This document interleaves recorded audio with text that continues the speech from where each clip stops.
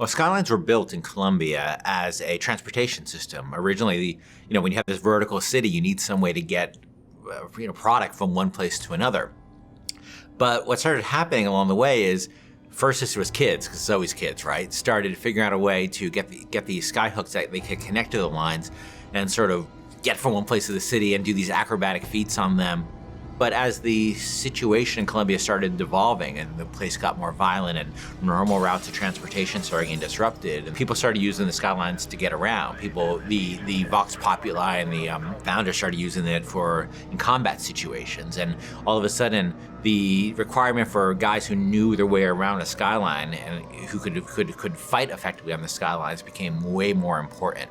And by the time Booker gets to Colombia, the skylines have a broad range of usage, and you'll see in the demo, cargo being moved around on those things. That creates even a more hazardous situation.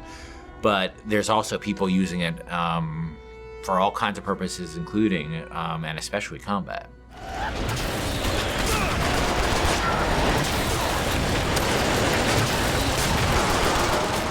One of my big frustrations in working on BioShock 1 is we had the ocean, but it was really just a piece of art. We never really dealt with, what it was like to fight at the bottom of the ocean in any meaningful way.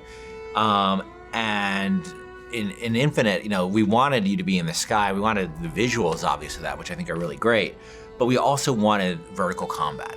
And we played around with lots of ideas for using flight and stuff like that for a while. But in the end of the day, to me, the experience of being on a plane versus the experience of being on a roller coaster is a very different experience. For me, it's always been about wooden roller coasters. I've never been as much a fan of the steel ones. And that sort of clackety-clack feeling of, that going up to the top of a hill and then going over, and that amazing feeling you have.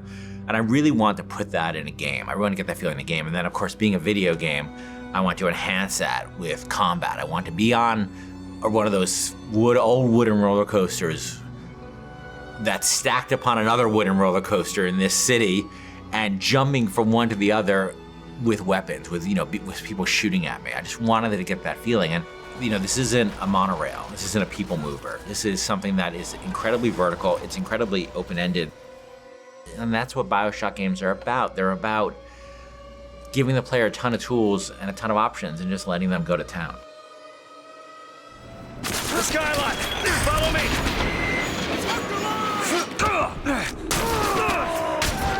To tell you the truth, it took a long time to get it right, but I think we're really at the stage now where it feels just great. And it looks awesome, and it feels awesome. And it's one of our biggest challenges on Infinite, and I think we're really getting there.